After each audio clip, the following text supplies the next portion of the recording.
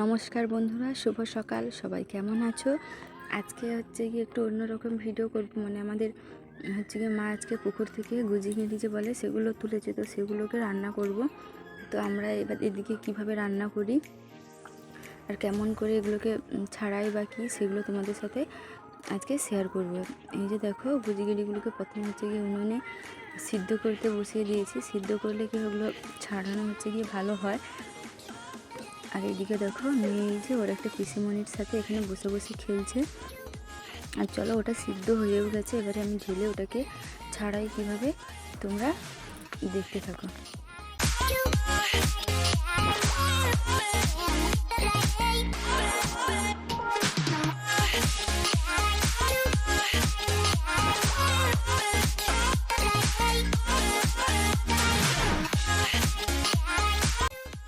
এগুলো দেখো, এই যে সিদ্ধ হয়ে গেছে, জামের মধ্যে ঢেলে নিয়েছি। আর এর মধ্যে একটু ঠান্ডা জলও দিয়েছিলাম, নাহলে খুব গরম ছাড়াতে পারবো না। আর এই যে একটা হচ্ছে গিয়ে সেফটি পিন নিয়েছি বড় মতো, এই সেফটি পিনটা দিয়ে ওগুলোর শ্বাসগুলোকে বের করে করে ভালো করে ছাড়িয়ে নেব।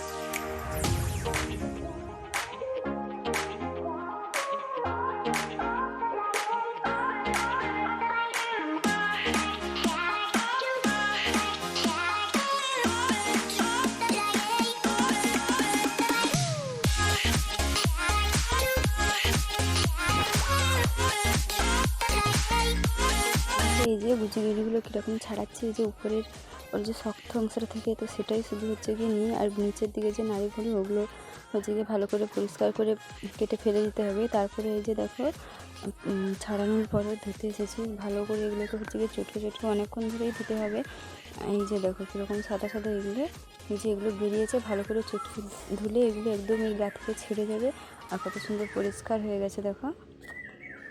আর এগুলো হচ্ছে গিয়ে ছাড়িয়ে ধোয়ার পরে সিদ্ধ করে মা আরও হচ্ছে গিয়ে দুটো হচ্ছে গিয়ে গুঁড়িয়ে এনেছিল, তো এই কটা বলে। আর হচ্ছে গিয়ে সেগুলো আমি ফোনে অনেক সময় দেখি যে সমস্ত শ্বাসগুলোকে ছাড়া যেতে, সেজন্য আমি সেটা হয় কি না দেখার জন্য এগুলোকে ভেঙে ভেঙে ছাড়াবো। চলো তোমাদেরকে দেখাবো। আর এদিকে মেয়ে সারা দিন হচ্ছে গিয়ে শুধু জল ঘাটাতে ব্যস্ত, সারা দিন। এই দেখো, যে ভেঙে ভেঙে ছাড়াচ্ছিলাম ঠিকই, কিন্তু সিদ্ধ করার থেকে ভেঙে ছাড়ানোর থেকে সিদ্ধ করে ছাড়ানোটাই ভালো। কারণ ভেঙে ছাড়ালে একটু অসুবিধা হয় ছাড়াতে, জড়িয়ে থাকে ওই খোলাগুলো। আর সিদ্ধ করে ছাড়ালে খুব সুন্দর ছাড়ানো হয়ে যায়। আর এখন দেখো, এই যে ধুয়ে আনাজ টানাজ কেটে আমার হচ্ছে গিয়ে রান্নাও বসিয়ে দিয়েছি। গুজিগিনাটা এই যে ভালো করে ভেজে নিয়েছি। এবারে আলু কেটে রেখেছি, আলুটাকেও ওরকম নুন হলুদ দিয়ে ভালো করে ভেজে নেব।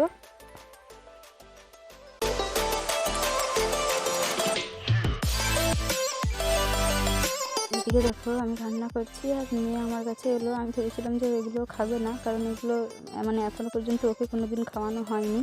তো ভাজা ওর হাতে একটা দুটো দিলাম, দেখি ও হচ্ছে গিয়ে আবার আমাকে চেয়ে খেলো। ওর হচ্ছে গিয়ে ভাজাটা ভালো লেগেছিলো মনে হয়। আর এদিকে দেখো, আমার আলুটা ভাজা হয়ে গেছে, ভালো করে সিদ্ধ করে ভালো করে ভেজে নিয়েছি। এবারে আমি মশলাটা করে তরকারিটা কষিয়ে নেব। খুব বেশি কিছু মশলা দেব না।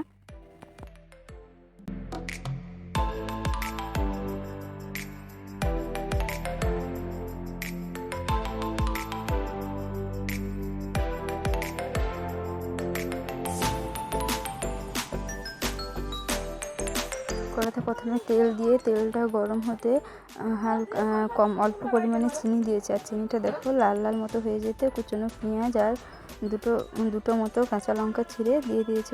পেঁয়াজটা একটু ভেজে লবণ দিয়ে দিচ্ছি, যাতে পেঁয়াজটা তাড়াতাড়ি গলে যায়।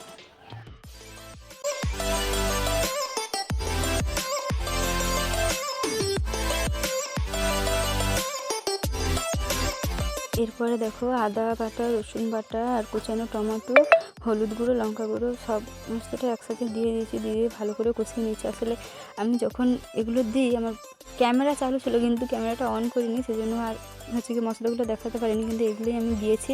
আর এগুলো দিয়ে ভালো করে একটু কষিয়ে নিয়ে তারপরে হচ্ছে কি ওই আলু ভাজাটা আর এই মুরগির মাংসটা এতে দিয়ে দেবো।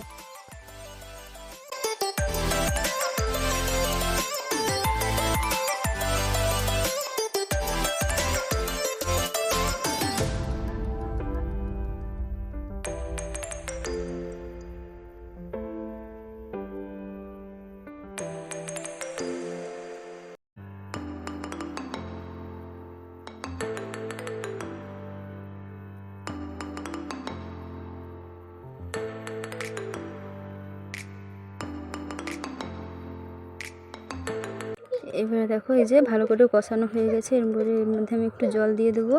খুব বেশি পরিমাণে জল দেবো না, একটু মোটা মোটা মতো থাকবে, তো জল দিয়ে ভালো করে ফুটিয়ে নিলেই তৈরি গুজির মাংস রান্না।